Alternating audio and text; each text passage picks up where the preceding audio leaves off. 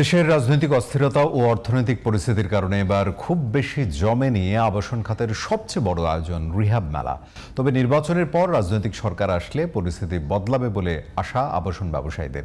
শনিবার শেষ হয়েছে 4 দিনব্যাপী এই মেলা। ক্রেতা দর্শনার্থী কম হলেও মেলায় ছিল নানা ধরনের অফার। স্বপ্নের একটি ফ্ল্যাট বা প্লট সম্পর্কে এক ছাদের নিচে প্রয়োজনীয় সব তথ্য জানতে পেরেছেন মেলায় আসা আগ্রহীরা। সাইদুল ইসলাম জানাচ্ছেন বিস্তারিত।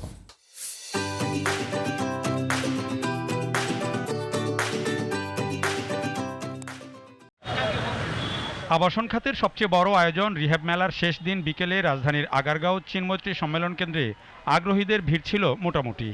সারা জীবনের স্বপ্ন এক টুকরো জমি বা একটি ফ্ল্যাট কেনার তথ্য জানতে পরিবারের সদস্যদের নিয়ে অনেকেই মেলায় এসে ঘুরে দেখেছেন বিভিন্ন ডেভেলপার প্রতিষ্ঠানের ফ্ল্যাট ও প্লট প্রকল্প।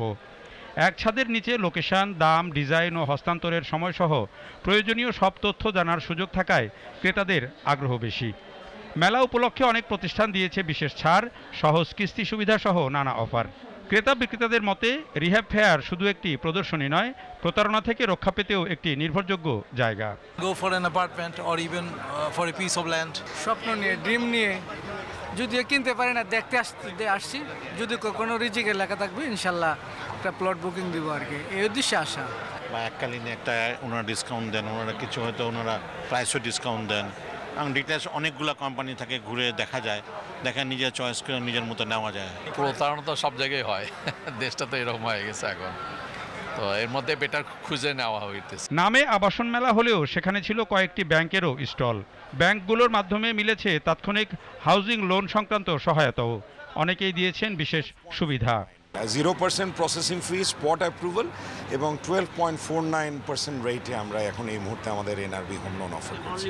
ব্যাংকের গ্রুপ যারা আছে আমরা খুব দৃঢ়ভাবে বিশ্বাস করছি এবং ইকোনমিক স্টেবিলিটি আসার সাথে সাথেই কিন্তু আমাদের আবার দেখব পুরোপুরি এই যে আবাসন যে একটা সেক্টর, সেখানে যে বড় ধরনের একটা ধস নেমেছে সেটা কিন্তু একটা টার্নারাউন্ড হবে। তবে এত সুবিধার পরও এবারের মেলায় ক্রেতা ও আগ্রহীর সংখ্যা ছিল অন্য বছরের তুলনায় অনেক কম।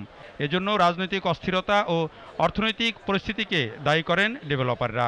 স্বাভাবিকভাবে এই পলিটিক্যাল আনরেস্ট থাকার কারণে কিছুটা লোক সমাগম গতবারের তুলনায় এবার কিছুটা কম।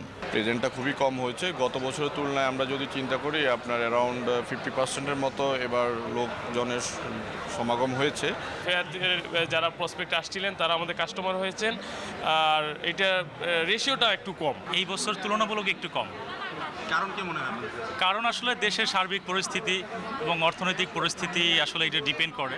আয়োজক সংগঠন রিহ্যাবের কর্মকর্তারা বলছেন, নির্বাচিত সরকার আসলে আবাসন খাতে আবার সুদিন আসবে।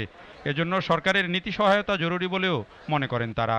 দেশে উন্নয়নের কার্যক্রম বন্ধ, দেশের অর্থনৈতিক বিকাশ মোটামুটি বন্ধ হয়ে গেছে, সেই বিবেচনায় তারপরেও যা উপস্থিতি, এটাও তো আশাব্যঞ্জক। এখানে লিঙ্কেজ ইন্ডাস্ট্রি আছে, এখানে আপনার ফান্ডিং এজেন্টগুলো আছে যারা এখানে ফ্ল্যাট এবং প্লট কেনার জন্য লোন বিতরণ করেন, তারাও আছে।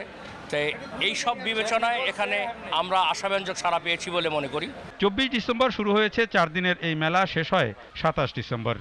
অংশ নেয় আবাসন খাত ও সংশ্লিষ্ট প্রায় 200টি প্রতিষ্ঠান। Saidul Islam, GTV news, Dhaka.